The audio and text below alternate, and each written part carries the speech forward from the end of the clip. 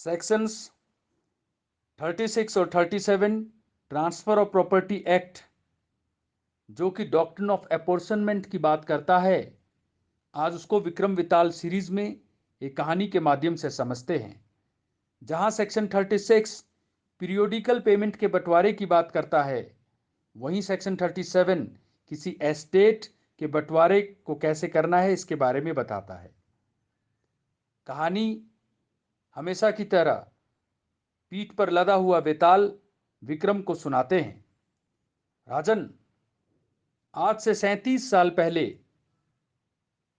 राजा ठाकुर सिंह हुआ करते थे, जिनके पास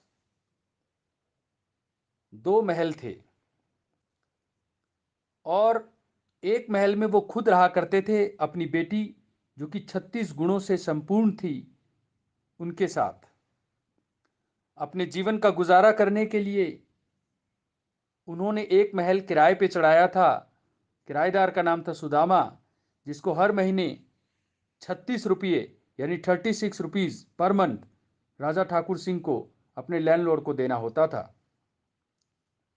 लेकिन बेटी चूंकि जवान हो रही थी और पैसे कम पड़ रहे थे, तो अप्रैल के महीने में राजा ठाकुर सिंह ने ये मुनादी करवा दी कि मैं अपने दूसरे महल का आधा पोर्शन बेचना चाहता हूं।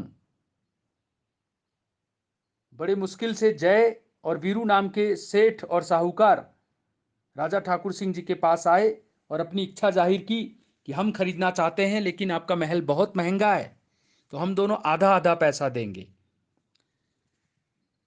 सेल कंप्लीट हो गया और आधा महल का मालिक जय और वीरू 50-50 पोर्शन में बन गए।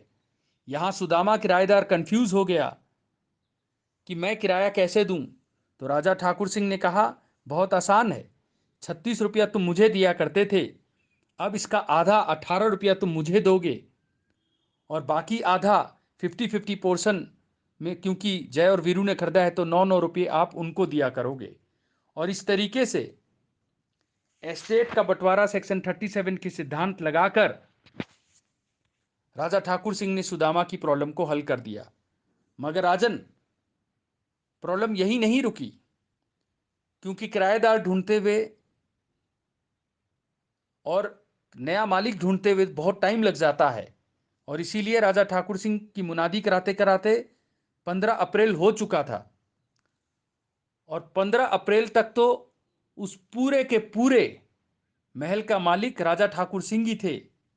लेकिन 15 अप्रैल के बाद जय और वीरू 50-50% प्रपोर्शन खरीद कर मालिक बन चुके थे। अब राजन, तुम्हारे से प्रश्न ये है कि अब सुदामा किसको कैसे करके पैसा दे। क्वेश्चन थोड़ा जटिल है और इसीलिए विक्रम ने सोचकर कहा, विताल, एक सवाल का आंसर तो तुमने खुद दे दिया कि अगर महीने की शुरुआत में ही सुदामा के पास ये प्रॉब्लम आती तो कोई मुश्किल घड़ी नहीं थी, कोई मुश्किल बात नहीं थी। आधे महल के मालिक, क्योंकि अभी राजा साहब खुद थे, तो उनको 18 रुपया और बाकी 9-9 रुपया, क्योंकि 50-50% पैसा डालकर जय और वीरू ने, सेठ साहूकार ने खरीदा था, उनको दे देता। और यहाँ सेक्शन 37 एस्टेट में कैसे प्रोपोर्शन में बांटा जाता है वो बताते हैं। जबकि अब जो तुमने प्रॉब्लम डाली है, इसका जवाब सेक्शन 36 में है, पीरियोडिकल अपॉर्शनमेंट कैसे करना है। क्योंकि वेताल, यहां पर आधे टाइम यानी 15 अप्रैल तक तो मालिक राजा ठाकुर सिंह ही रहे, तो 36 का आधा 18, पूरा का पूरा 18 रुपया आपको राजा ठाकुर सिंह को देना है। अब आगे के 15 अप्रैल से 30 अप्रैल तक जो किराया बचा 18 रुपये, उसको अब डिवाइड कैसे करना है, क्योंकि 50% महल का अभी भी राजा के पास है, तो 18 का 50% 9 रुपया एज ए किराया आपको राजा ठाकुर सिंह को ही देना है और बाकी 4.5 रुपये सुदामा को, जय और वीरू को देना है। वाह राजन, आप तो बहुत इंटेलिजेंट हो।